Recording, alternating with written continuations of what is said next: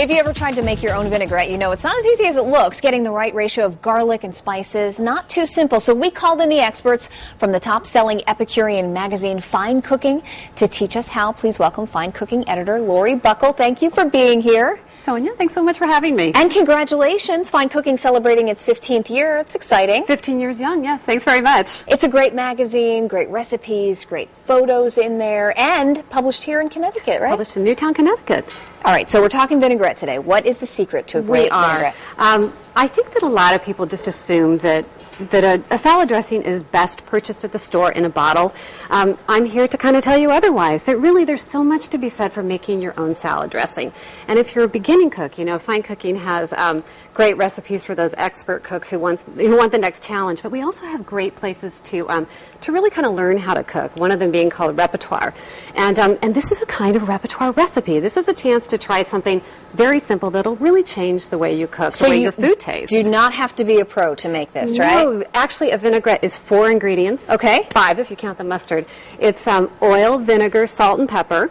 And that's it. It'll take you minutes to make, and I promise you will never buy a bottled salad dressing again. Probably not. So the fresh ingredients. Fresh ingredients, no preservatives, and what you like. I mean, that's one of the great things about a vinaigrette is that it's so versatile. Okay. So show me how. Well, let's do it. Let's pick a vinegar. Let's begin with a vinegar. I love red wine vinegar. Let's go for that. Okay. I mean, some people would choose a white wine, a balsamic vinegar. You could use a rice wine vinegar if you wanted to make an Asian-inspired vinaigrette. But let's start with let's start with the red wine. Okay. Now, the trick with a well-balanced vinaigrette is the ratio of vinegar to oil. Okay. You want basically it's 1 to 3. So we're going to start with 1/4 cup of red wine vinegar. Okay, so I'll just pour that in. And then we're going to add 3/4 cup of oil. I know you said you like extra virgin olive oil, right? I do. Yeah, and it's one of my healthier favorites too, right? It is good for you, actually.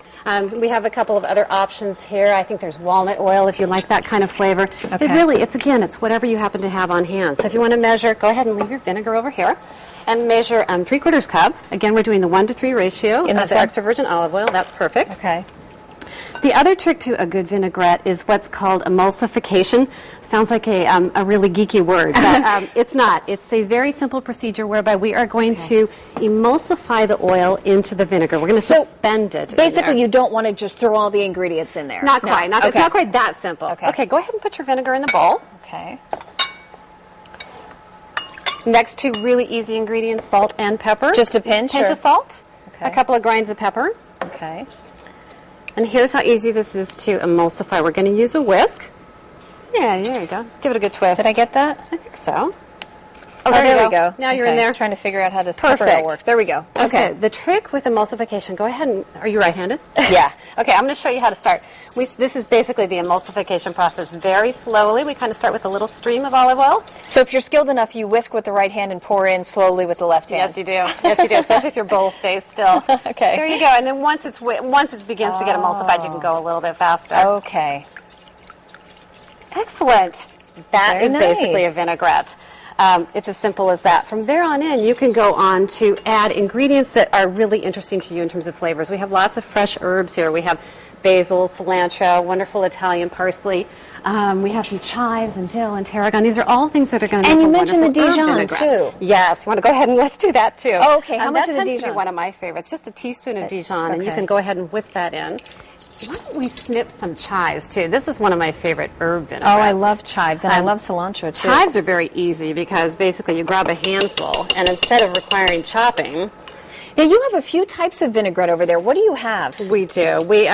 This is kind of giving you an idea of where you can take the... once you have the basic down, where you can go from there. This is our classic vinaigrette, which we'll try. We're going to toss that. This is an herb vinaigrette, which is kind of where we're going with the chives mixed in. This is a really interesting raspberry vinaigrette. This is kind of the advanced course in vinegar. We've got some crushed raspberries, some shallots, really delicious. And does it matter what, when you are putting the salad together, do you want to think about what you're putting in the salad when it comes to what type of vinaigrette you're going to make? Yes. You could also simply go by what you like, by what appeals to you. I think one thing that's interesting for people is to kind of explore all the different options in lettuce out there. I think some of us are accustomed to going to a store and buying a head of iceberg, but we happen to have that for that wonderful crunch factor that iceberg brings to it.